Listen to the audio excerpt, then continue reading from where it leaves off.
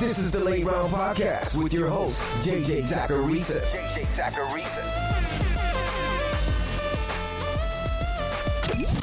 What's up, everyone? It's JJ Zacharisa, the editor-in-chief at FanDuel and at numberfire.com, and this is episode 421 of the Late Round Podcast, one of the many shows that are part of the FanDuel Podcast Network. Thanks for tuning in.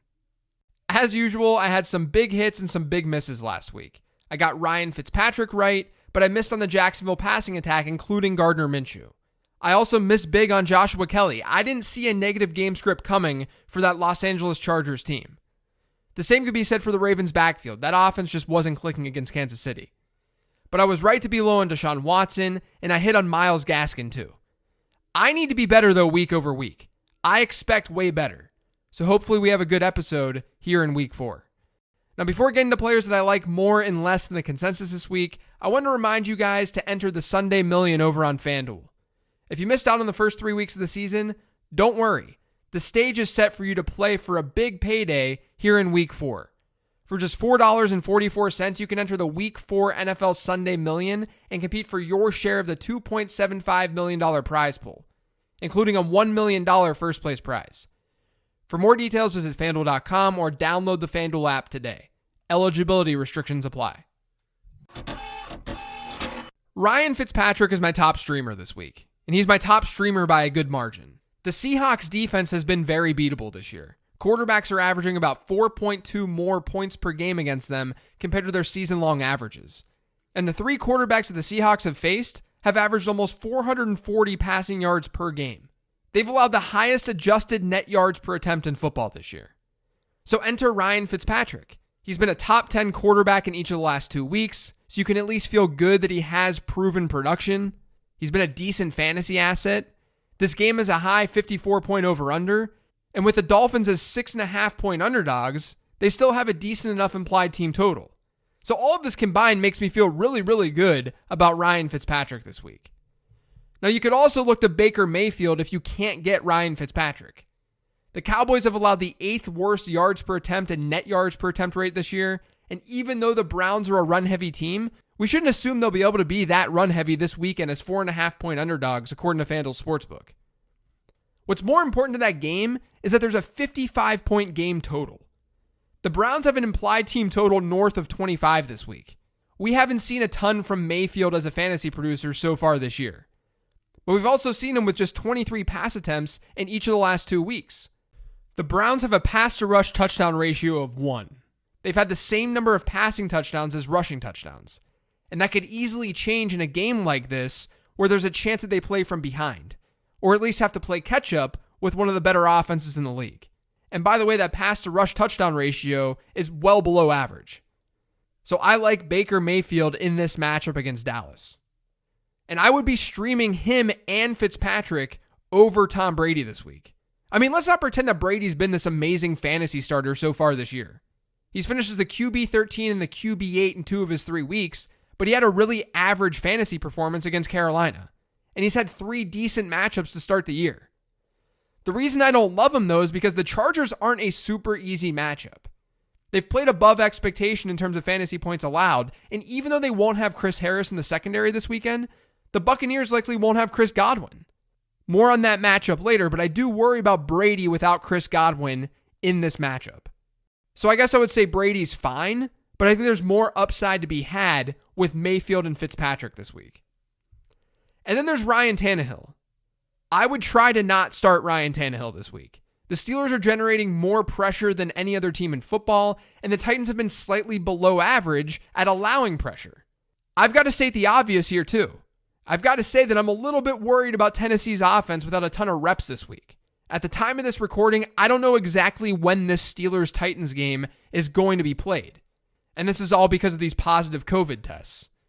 But I don't think that it's a good thing that Tennessee's facilities are closed until Saturday. Maybe Tannehill and the Titans offense shocks everyone, but I wouldn't be very bullish on him here in week 4. David Johnson is ranked way too low this week over on Fantasy Pros. I'm just excited about the Texans offense in general. They're coming off 2 of the toughest matchups in the league after facing Baltimore and Pittsburgh, and now they get a beatable Minnesota defense in a game with a 54.5-point over-under. Johnson is one of 2 running backs in the league right now with an 85% running back rush share and a 12% target share. The other running back with those numbers, Ezekiel Elliott. That's it. So David Johnson should be a very rock-solid RB2 this week, but he's being ranked as a lower-end one. And I think you can absolutely go back to Mike Davis this week. The Panthers are also involved in the game with a relatively high over-under, and they're just 3.5-point underdogs. That's all according to FanDuel Sportsbook. So like a lot of these other underdogs this week, the Panthers still have a pretty high implied team total. Regardless of game script, though, Mike Davis is going to be involved. What's amazing is that in last week's game against the Chargers, despite the win, Davis still saw 32% of the team's targets, and he had 86% of the team's running back rushes. Those numbers are legitimately elite, and it's a continuation of what we saw when Christian McCaffrey left that game with an injury in week 2. So Davis should be ranked higher this week. He's at least an RB2 option moving forward without CMC in the mix. And then lastly, for the guys that I like more than the consensus, I've got to go back to Myles Gaskin. He's being ranked as a middle-of-the-road RB3, but I think he should be higher. Just look at the peripherals. He's seen almost 17% of the team's targets this year, and we've watched his running back rush share climb from 41% in week 1 to 37% in week 2, all the way to 79% in week 3. And he looked good. And like Davis, even if a negative game script hits, Gaskin should be on the field since they're using him so much as a pass catcher. He seems like a really safe option this week in a game where there could be a lot of fantasy football love. Now, after being into Joshua Kelley the last couple of weeks, I'm not into him this week. I'm actually surprised he's ranked as highly as he is right now. I'm afraid of a negative game script, though, because last week we saw Kelley handle only 40% of the team's running back carries, and he only had a 4% target share. And that was in a negative script. Now he gets Tampa Bay. The Bucs rank 6th in expected points allowed to running backs, and they're 9th in success rate allowed to the position. I think we see another strong Austin Eckler performance in this matchup. And then the last situation at running back that I want to get to on this show is the backfield for Detroit. DeAndre Swift is currently being ranked ahead of Adrian Peterson. I have no idea how we can feel any confidence in DeAndre Swift after not even carrying the ball last week and just playing 9% of the team snaps. Like, I get DeAndre Swift. I get this play hypothetically. It's projected to be a higher scoring game against New Orleans, and he's been used as a pass catcher. But until we see more work go his way, I don't know how we can trust him. There's a difference between buying super low on a guy or at least believing in the talent long term versus playing him in this spot. And maybe he comes through.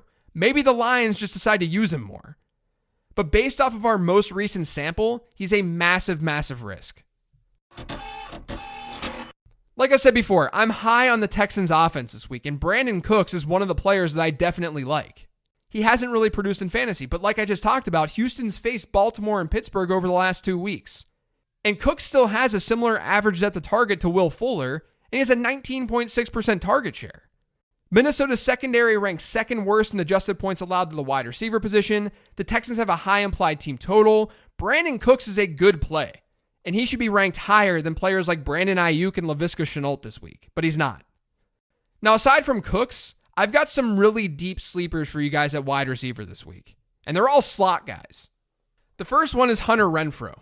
Both Bryan Edwards and Henry Ruggs are banged up, so it's going to be the Darren Waller and Hunter Renfrow show for this Raiders offense. Renfrow saw over 28% of the Raiders' targets last week, but more importantly to this matchup is what's going to go down in the slot. Renfrow's played 65% of his snaps from that area of the field this year according to Pro Football Focus. And the Bills have been really bad against slot receivers this year. No team is allowing a higher percentage of throws to go to the slot than the Bills are. So not only is Renfrow set to see an uptick in targets because of the injuries to the other players in that lineup, to Ruggs and Edwards, but he's got the matchup too. He's a solid deeper play this week. But let's dig even deeper. I talked about the Buccaneers wide receivers on the 15 Transactions episode this week and how with Chris Godwin out, we could see more work for slot guys like Justin Watson and Tyler Johnson. It sounds like Watson could be healthy this week. He practiced on Wednesday, and that would lead me to believe that he'll see the biggest increase in workload with no Chris Godwin. Without Godwin in week 2, Watson played 68% of his snaps from the slot. He was also on the field for over 88.5% of Tampa Bay's offensive snaps. In week 1, when everyone was healthier, Watson played fewer than 16% of the team's snaps. There was clearly a big jump when Chris Godwin was not in the lineup. Now, typically, this wouldn't be a great matchup because Chris Harris is the slot cornerback for LA. But Harris is out for 4 to 6 weeks with a foot injury. So that could mean that Watson is okay, though the matchup against Desmond King still isn't that great. I'd still play Scotty Miller over Justin Watson, but if you're in a super deep league, Watson should see a bump compared to his normal output. But let's dive even deeper. And honestly, I like this guy more than Watson, a good bit more. And that's Isaiah Ford. I already talked about how I love Ryan Fitzpatrick this week. And you've got to love Devontae Parker. You got to love Preston Williams. Because Seattle, like I mentioned on the 10 Trend show yesterday, they have been awful, horrific against wide receivers. They've given up way more receptions and yards than any other team to wide receivers this year. They've also specifically been bad against slot guys. No team has allowed more total targets, receptions, and yards to slot receivers this year than Seattle. Now, that should mean that Mike Gesicki will eat in this matchup because Gesicki will play snaps from the slot. He's played 79% of his snaps from the slot this year. But Isaiah Ford has played 95% of his from that place in the field. He didn't play a ton of snaps last week because of a positive game script. But in the team's first 2 games where they trailed, Ford's snap rate was 74% and 64%. In those contests, he averaged a 16.5% target share. That fell to about 11% last week. So if this game goes as we expect it to go, where Seattle keeps their foot on the gas and they get a lead, then Ford could end up being pretty usable as a deep play. I at least think it's logical. Now on the flip side, I love Jerry Jeudy's peripheral numbers, and I think overall he's a buy. He was a buy in 15 transactions after the Cortland Sutton injury, and I still think he's technically a buy. That doesn't mean I love his outlook against the Jets this week. Is the matchup fine? Yeah. But that game has an over-under of just 39.5 according to FanDuel Sportsbook. We've got question marks at quarterback. He's just really hard to trust as a wide receiver 3. So if you're between Jeudy and like Marvin Jones, I would lean Marvin Jones. I'm going to always go for players who are in a similar tier who are in higher scoring games. If I'm wrong, I'm wrong. I just got to trust the process. I think if you have T.Y. Hilton in like a 12 or a 14 team league, you're likely starting him this week. But I know a lot of you are in smaller leagues than that, and I think there's a case to be made for him to be benched this week. I tend to play it safe when it comes to volume and production. I'd rather see a guy go off on my bench than him give me a goose egg in my starting lineup. And look, Hilton should be fine without Paris Campbell and Michael Pittman in that lineup. He should hit a new season high in target share. But Chicago's been one of the best teams against wide receivers versus expectations so far this year, and that game has a pretty ugly 43.5 point over-under. We know Hilton has big playability, so there is some concern from me that this will bite me in the butt. But I'm about 5 to 10 spots lower on Hilton than the consensus this week. He can still find your lineups in most leagues, but in shallower ones, it's not the easiest spot in the world for him. I won't tout Logan Thomas and Dalton Schultz again this week as streamers because I do it every single week and it's probably getting boring. Thomas still has great peripheral numbers though, he just has a bad quarterback. And Schultz is in a good offense while running lots and lots of routes. So they're both strong enough options if they're still on your waiver wire. But I'd rather dig a little bit deeper. I say that phrase all the time on the show, I feel like. But let's start with Eric Ebron. Ebron finally saw an uptick in target share this past week, seeing 20% of Pittsburgh's targets. Deontay Johnson being sidelined might have helped, and maybe Johnson ends up playing this week. But the Titans have been bad against tight ends to start the year. They're in the top 5 in adjusted fantasy points allowed to the position, allowing a tight end touchdown each week so far this year. Maybe that screams regression, but we know that's the way the Steelers might deploy Eric Ebron throughout the season. He's a red zone threat. He's a dart throw type play, but I don't hate it.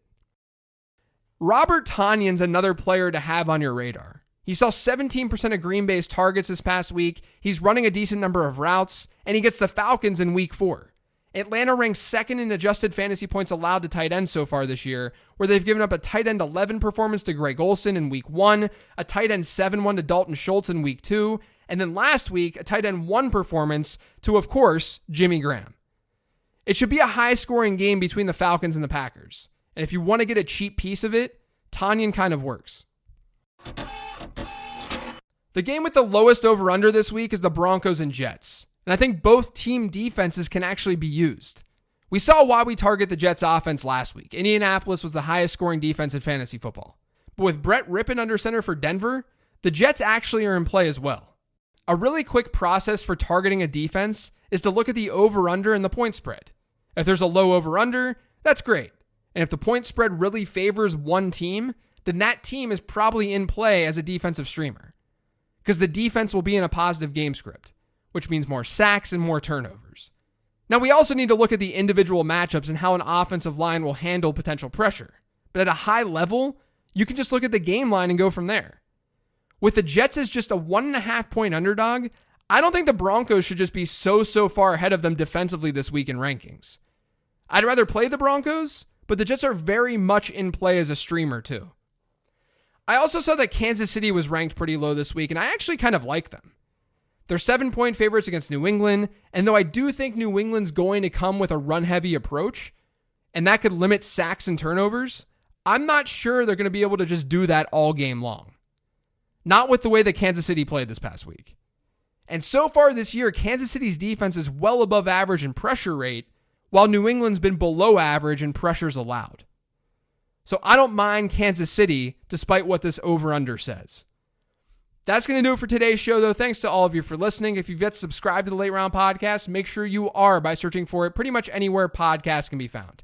And don't forget to follow me on Twitter, @LateRoundQB. Thanks, everyone. One more show this week, the mailbag episode. That will be out tomorrow. I'll talk to you then.